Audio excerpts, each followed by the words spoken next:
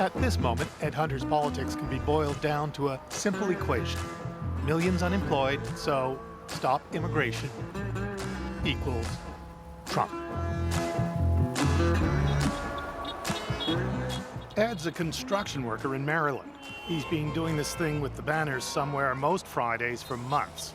Part of what is becoming known in America as the overpass movement. Hey, there we go. There's a finger. You see. Almost constant feedback from the road below gives him a feel for the country's mood. As usual, the Baltimore rush hour vote on the I-95 is split. What you need to notice is it's the working people, the guys in the work trucks that are honking and cheering, because they're the ones who've been destroyed by this, okay? Nobody asked any Americans, nobody asked them if they wanted it. It was simply imposed on them. Sometimes he's out for the Tea Party, sometimes out against Obamacare. Lately, it's about Donald Trump. So it was political before it was Trump-oriented? Yes, oh yeah, it actually, the first one we did, I think, was Obamacare. And then we did amnesty, and then we did when they were saying we're a Christmas neutral state, so we did Christmas. We've done everything, yeah. When the race for the White House began, and it looked as though Republicans were being told by the party establishment that they should choose someone like Jeb Bush to be their candidate, Ed wasn't having it. So I'm looking at this thing and I'm saying, you know, we're going to just be steamrolled one more time by this GOP machine. And here comes this guy. Donald Trump. Donald Trump. Donald J. Trump!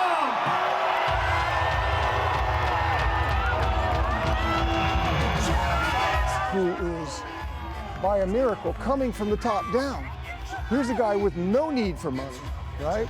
No motive for money or anything to do what he was doing. They just love what we're doing. We're going to take the country back. We're going to make it great again. And they just love it. You can see it. He's actually thought out how the whole political process has been subverted for such a long time. And to my mind, it was a miracle, really. The conventional wisdom inside the Washington Beltway is that Trump is a clown and his campaign is a circus act. Even though the many forecasts of his political demise have consistently been wrong, there is still great reluctance to see anything special about the Trump phenomenon. Charles Cook, who spent most of his adult life as a Washington insider, says Trump's rise is just another case of Republicans experimenting with what he calls the exotic wing of their party. I like that term, the exotic wing of the Republican Party. Yeah, what does that mean? Well, to me, it's an amalgam of Tea Party plus social, cultural, evangelical conservatives, plus libertarians, plus people that are just really, really, really, really, really conservative to the point of, you know, nowhere near the mainstream. So that's, to me, the more exotic, the outsider, the angry wing of the Republican Party. The exotic wing of the party is frustrated that even with Republicans in charge of both houses of Congress, nothing much seems to have changed in Washington. They don't understand that you can have the House and Senate, but unless you have the presidency as well, you're not really running Washington. We're all flush, right? That's what we're going to do to Congress. We're going to flush them, okay? Just 2 hours outside the Beltway can feel like a million miles from Washington. Go Trump. Go Donald. We love Donald. Trump is speaking in Richmond, Virginia tonight.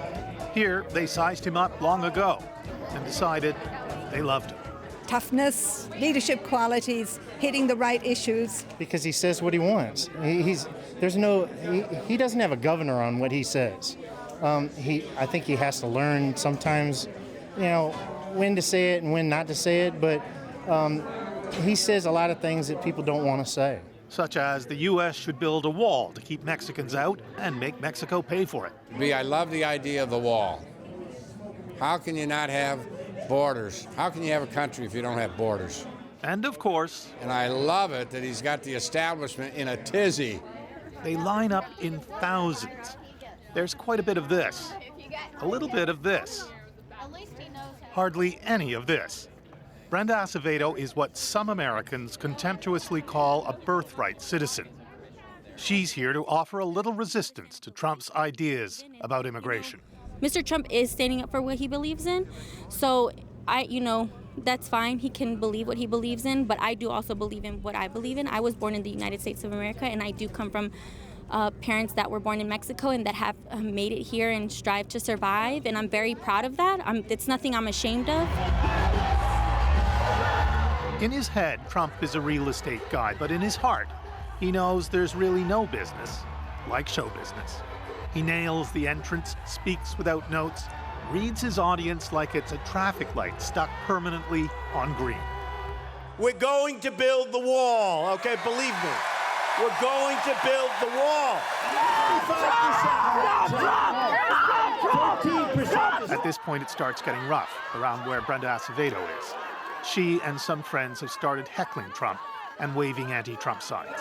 They're going wild, the cameras, It's so disgusting. Trump mocks the media for paying attention to the protesters, but it's actually Trump's supporters who are getting the attention. Unable to ignore provocation, they are pushing people around. A nasty bit of reality TV breaks out. Go back where you come from and get here in England. Let's go, come on. Come on, woman. It ends grotesquely. Black power, bitch. Yeah, white power.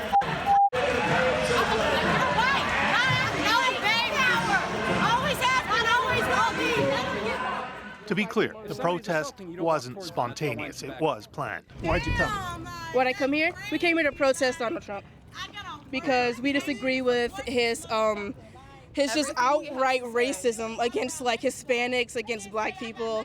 I disagree with his entire plan for running this country. Racism is a heavy charge to lay against a political candidate, but it keeps coming up. There's no doubt that some of the people who find Trump refreshing and inspiring, especially on immigration, are self-described racists. These people, for instance. All right, gentlemen. So, we cannot think that he is on our side, but as long as he is advancing this narrative down the road, how can we best monopolize on the opportunities that Trump provides? They call themselves the Traditionalist Worker Party, a fledgling white nationalist group led by Matt Heimbach. They wear black shirts because they say they are fascists. They believe the Trump campaign has brought their ideas about white power into the mainstream.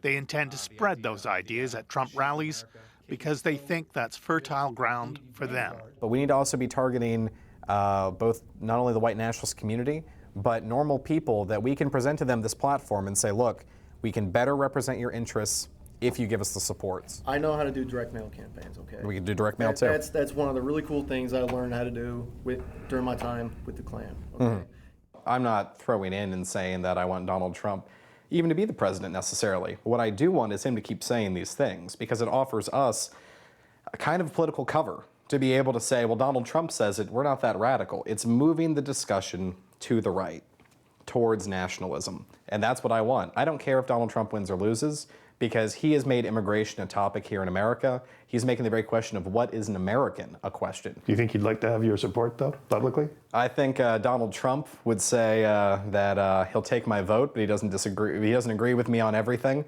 and might even distance himself from me. But I guarantee when it comes to election time, he's going to want the votes of people like me and millions of other white people that want to be able to see a staunch immigration policy enforced under a President Trump. It's out on the Iowa prairie that the first votes in the presidential campaign will be cast at the caucuses in February. Even here in corn country, an exotic candidate such as Trump demands an exotic ground team. And so, Tana Gertz.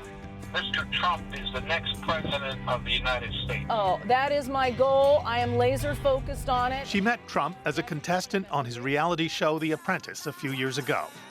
Tana is a mother of two who owns a lucrative clothing business. She was a runner-up, and she's parlayed that into a career as a spokeswoman and consultant. Remember me? I'm Tana from national television. For such things as The Bedazzler. Yes, bedazzling is back to life and bigger than ever. Hi Keith. Nice to meet you. Nice to meet you. Her prior experience in politics and her prior interest in it are exactly equal. 0. What she learned on The Apprentice, she brings to the campaign. ruthless screening for recruits who want to win.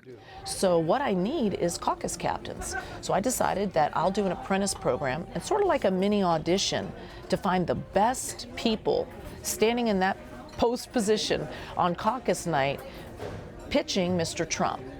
And I am finding absolute superstars, extroverts, outgoing, wonderful leaders in the community. So they're auditioning in the same way that you auditioned for The Apprentice? Yes, I mean, they don't have to go through the tasks I had to go through, but they are auditioning for this one key position that I want the best person in there. I'm not going to take your word for it that you're a good public speaker. Prove it. But what about those white nationalists who say Trump speaks for them? I can't imagine that Donald Trump wants people like that. Oh, absolutely. Mr. Trump doesn't want any loser endorsing him.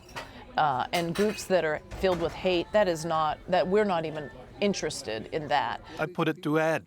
People who look at who's supporting Donald Trump and like to be critical of it say that this is an America that longs for the past, that it's mostly white people who are afraid of losing. Well, you should be. They are afraid of losing the power they once had. Well, I don't think it's that simple. I don't think white people think of themselves as supremacists who want to control another group. I've never heard anybody say, I want to dominate over this group. You know what they want? More than anything, they want to be left alone. They don't want to have to be fighting off hordes and hordes of people from foreign cultures that are utterly changing their country to the core. You go into any airport, any public building, any public school, and you look at it what it is now compared to what it was 30 years ago. The level of security needed, the constant surveillance, the constant police presence, okay? That's not the America we grew up in. We didn't need that. What changed? Who did they bring in that makes everybody so afraid? Now, is that racial or is it cultural? I don't know. I don't think it's racial. I think it's basically just self-preservation of anybody anywhere. Okay. The Republican establishment wants the image of a big tent party with room for all kinds of Americans. But Trump is making the opposite case. And polls are finding a majority of the party now says he could actually be their nominee. The conventional wisdom has been that Trump will not last, but the conventional wisdom has been wrong every step of the way. Mainstream Republicans don't like it, but they are far from sorting out what, if anything, they can do about it. Keith Bogue, CBC News, Richmond, Virginia.